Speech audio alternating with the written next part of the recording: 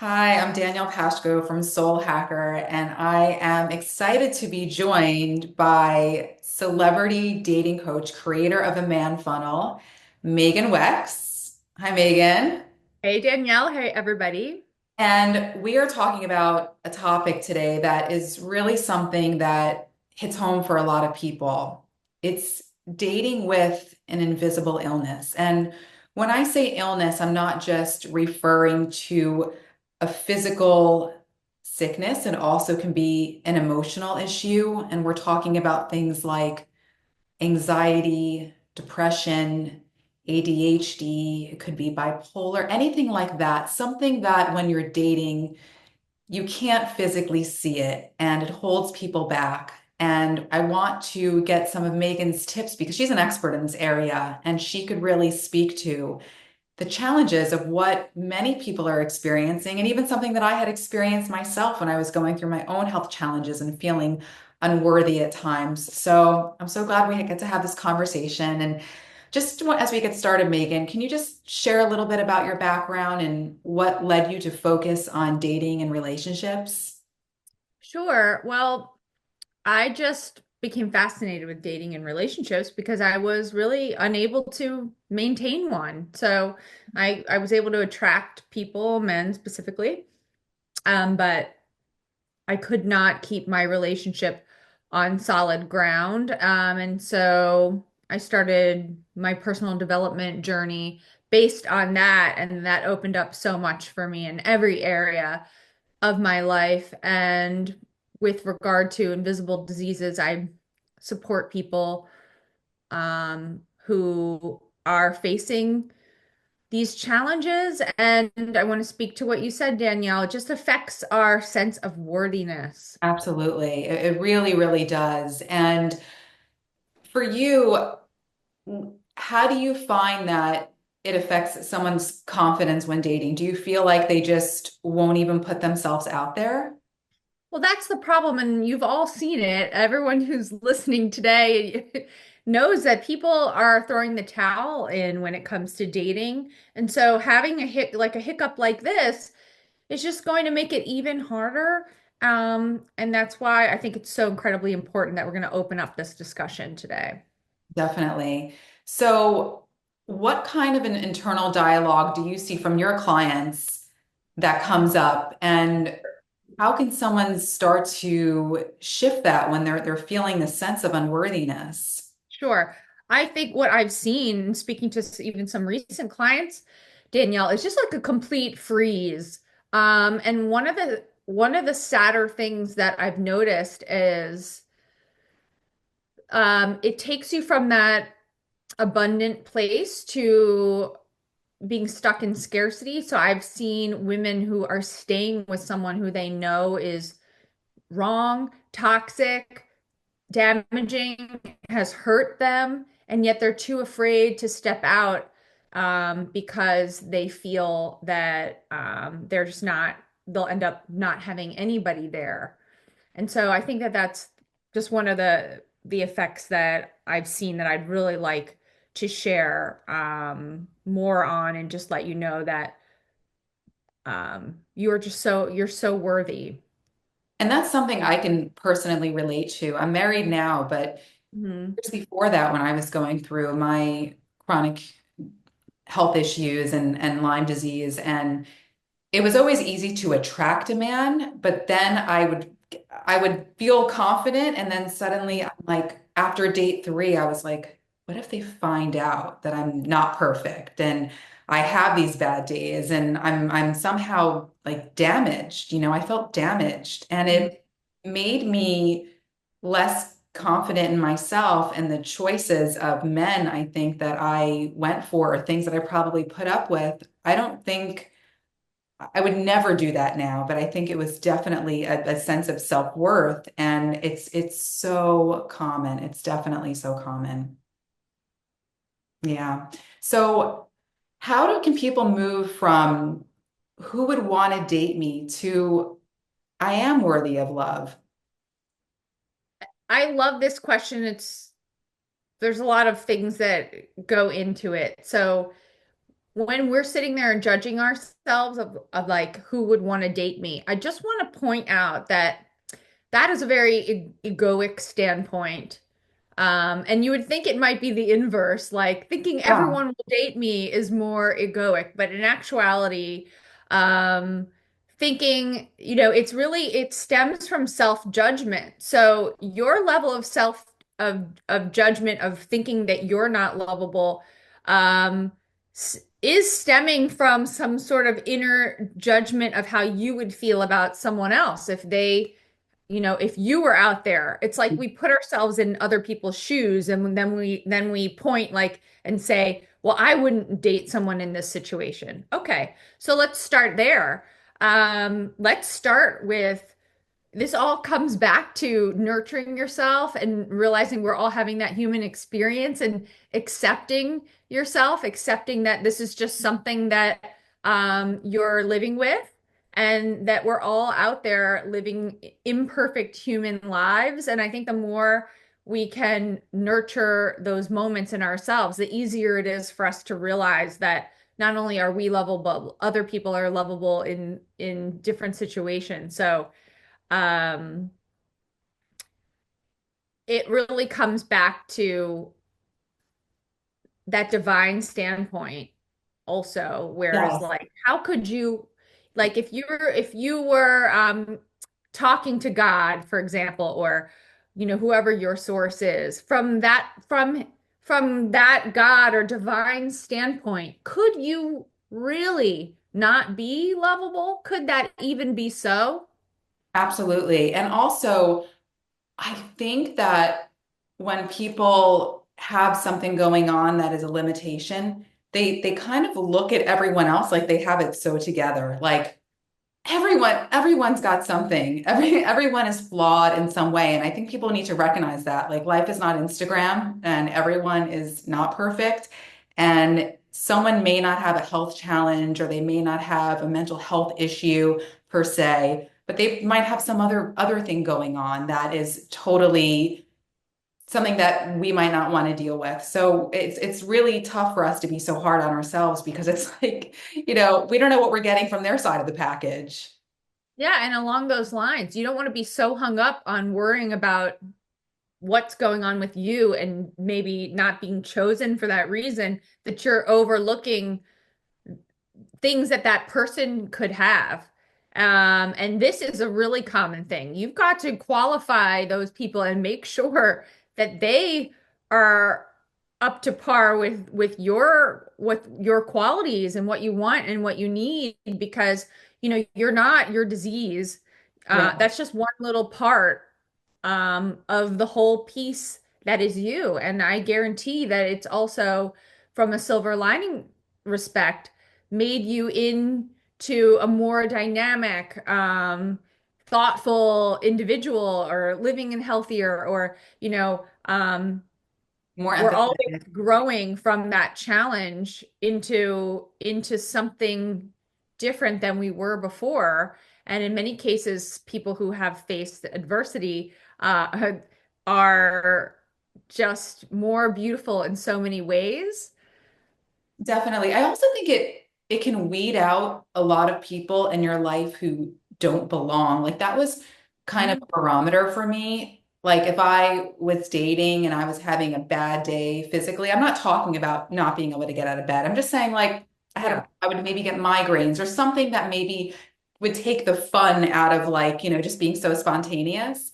And if someone was just really like being a jerk about it, like or just intolerant, like it just would kind of disqualify them. Like, that's probably not somebody who I want to be with because they'll probably be an ass in other areas too. It's not just there. So it really shows you people's true colors, I think, more quickly in a way. Like you really get a read on them rather than like trying to show up as this perfect person all the time. Like I have no flaws. I'm just totally perfect. It's like you're kind of putting it out there, but at the same time, like if you're receiving the love back and they're accepting to that, I feel like you're really qualifying just a better human.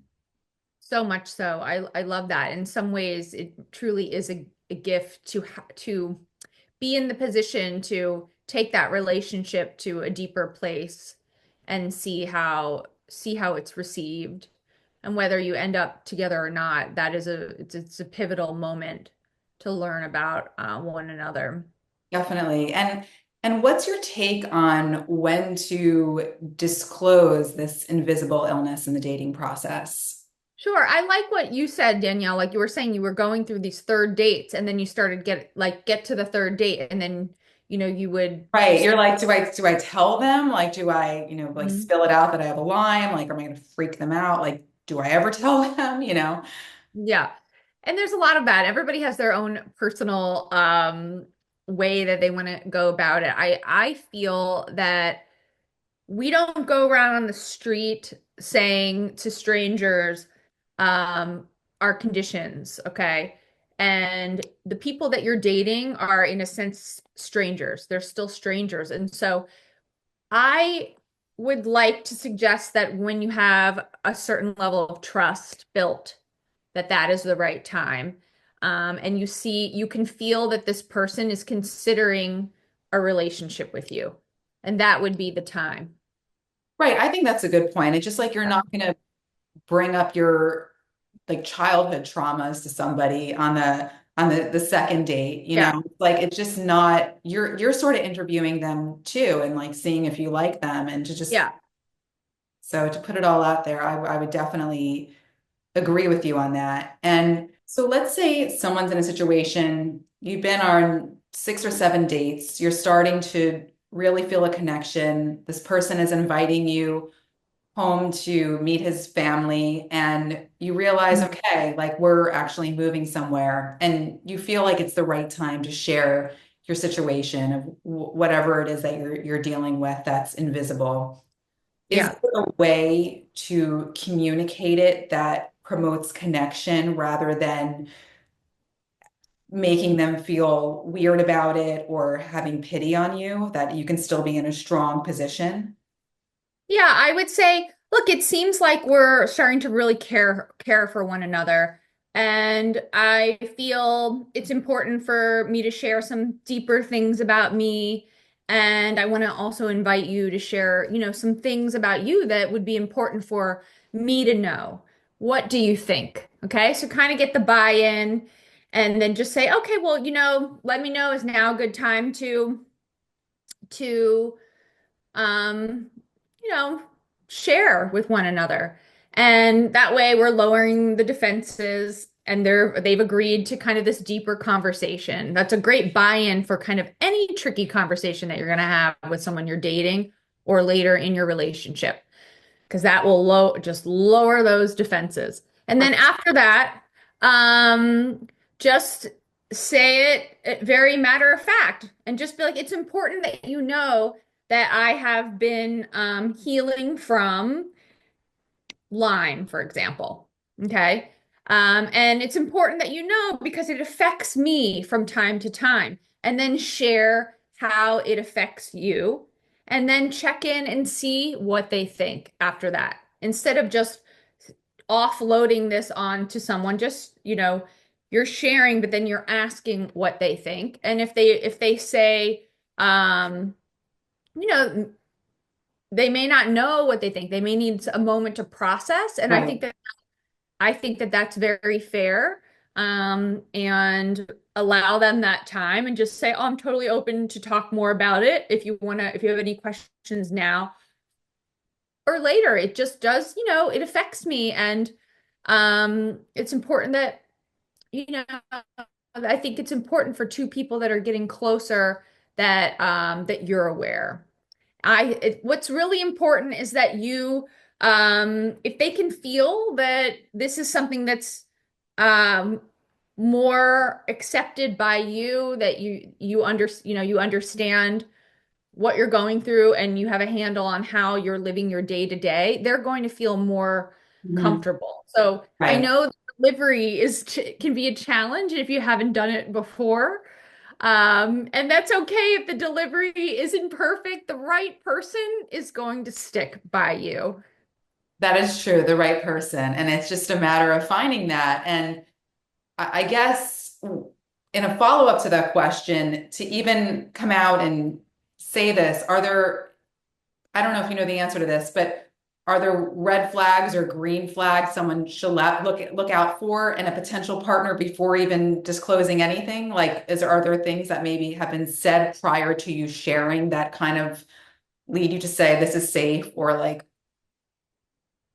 That's well, a great question, Danielle. I think that I think that we would both agree that while we're dating, with regard to learning to trust someone, it's all about your how safe you feel. So listen to your inner body signals, okay? We're always going to feel nerves when we're sharing something, but there's really no risk, no reward. When it comes to getting closer with someone, we have to go down that rabbit hole of intimacy at some point and take these risks, whether that's sharing our feelings or sharing deeper things about ourselves. So I would say my biggest tip for all of this, aside from utilizing your intuition throughout the entire dating process. And what helps with that is fostering a mind-body connection through, there's many modalities to do that. This is what I support my clients on, building that self-trust so they know when someone is worthy of their time and heart. Um, okay. But also just as you're as you're sharing all of this in the dating process, manage your own expectations. Okay. No one person is your last chance at love. Don't create an ultimatum for yourself like, oh, if this person isn't up for me living with what I have, then nobody will be, and I'm not going to put myself out there anymore. That would be a shame. It's dating to find love in general with the full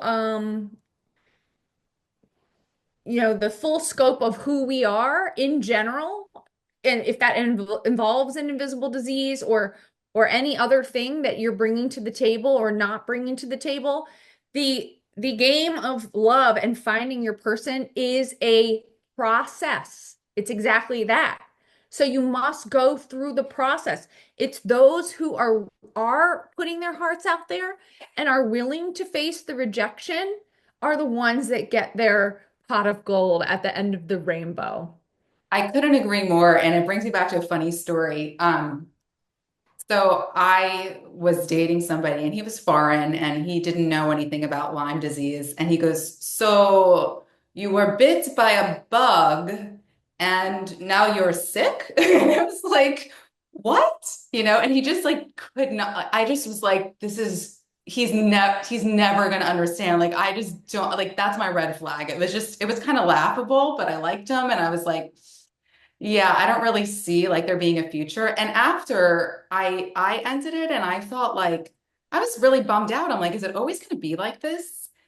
And then I met my husband within 3 months and I told him like actually pretty soon on I told him and he was like totally understanding. He was like a New York guy, like knew a lot of people from Long Island who went through the same thing because it's very common there. And it was like a non-issue. So like you're saying, you have to just go through the numbers. And I really felt myself like this is it. And it wasn't. And so I just like let it all out. And for the next person where I was trying to be so perfect to the guy who'd never heard of someone getting bit by a bug. So it just goes to show. I love that because you it does take practice, the disclosing. So a lot of my clients come to me because it's dating with, sexually transmitted diseases that That's they, actually a very good thing to talk about because I didn't even think about that. yeah, Absolutely. yeah. So it's the practice of it all. But if we stopped with that one person, and so what my clients are finding, and so many of them have felt even scared disclosing to me, but I'm so glad that they were able to, and I was able to reassure them that so many of my clients also have disclosed this to me and found love. Okay, but what I wanted you to know is that it just takes practice and just what you said, Danielle. Some people are going to already have familiarity or have dated someone or their brother has wife, has a similar thing. And so you're going to just find that some people have a stigma to whatever it is, and those people have limiting mindsets. So going back to it being a blessing and a litmus test for who is really worthy of you, is a great way to look at it. And that really turns everything around back to that paradigm of we want you to be qualifying these people and not just worrying about if they're going to accept you. Absolutely, absolutely. And how do you recommend, so you've gotten it off the table and you've told them and they seem somewhat accepting, but how do you recommend, let's say, handling plans or even like a could be Mhm. an awkward sexual situation where you maybe, let's say you do have an STD or you feel like it's coming on and then you can't have that intimacy and you have to delicately announce to them. Is there a way to do it that is, I guess, would make it more comfortable and less embarrassing to the person who was going through this? Sure. I think again with practice, you two can have a code word, or you can say, "Oh, as much as as much as I want you today, it's just not the right time." And, depending on if this is affecting your energy level or headache and you don't feel well and you need to um just do what's best for yourself and your nervous system. That's one thing. But there could be other activities you could participate in, either on the sexual scale or snuggling or touching, that can still feel really satisfying to the right partner. And again, going back to the right person, all of this is going to fall in place. But I know when we are on the other side of love, meaning we want it and we're worried about our condition and going through the process with this extra thing to talk about. Um, I know it's so important to visualize how it can work so that pathway to love starts to open up for you because then we're able to visualize and we really create what we're able to see. So that's another reason, Danielle, why it's just so important to talk through this for people. I love that you say that because the part of the worthiness or visualizing ourselves worthy of having that partner and despite it, I have friends that or people that I've worked with that are beautiful. They have everything going on. They don't have these challenges. And yet, because they don't have the confidence, they're not attracting. And it has nothing to do with what they look like on the outside or, that they have all this energy and they seem fun and all of that. And it's challenging for them. And then other people who are dealing with something can actually because they have such confidence in themselves despite their imperfections. We're all flawed as humans and they are out there and they're in a really healthy beautiful relationship. So I just think it's really great that you know you're letting people know and you're coaching them into a way to have the confidence and see themselves settled and happy and with their ideal partner, even if it means kissing a lot of frogs. It's like that's just part of it. And yeah, Yeah. so There's going to be a person out there who's going to end up being your biggest supporter through this. And so you holding all of this in is not inviting that person in who wants to love you just as you are, who wants to help you through all of this, support you, research with you. totally. And that is the most special thing. That's really like if you talk about love languages, like the acts of service, someone who wants to take that on and be able to do that with you. And that's really beautiful. And that's really a sign of a great partner, male or female, because both Mhm. sexes really deal with these kind of issues. And I love that. So I really appreciate your feedback, Megan. I think a lot of people would get a lot of help from you because this is something that's really just hard to navigate. So where can people find you to learn more about your work and how to how to connect with you as for your coaching? Sure, I'm pretty easy to find on the good old internet, but you can go to my Instagram handle at the man funnel. Or just Google Megan Weks and you'll find me. If you can read about, read some articles and familiarize yourself to see if the man funnel method is right for you. And And you work with men also? I do. I have a lot of men and women that I'm connecting now, and I support them in elevating their love lives. Wonderful. Well, Thank you, Megan. I'm glad we got a chance to chat, and I think a lot of people will benefit from your advice. Thanks for having me, Danielle. Your work is so important. Thank you.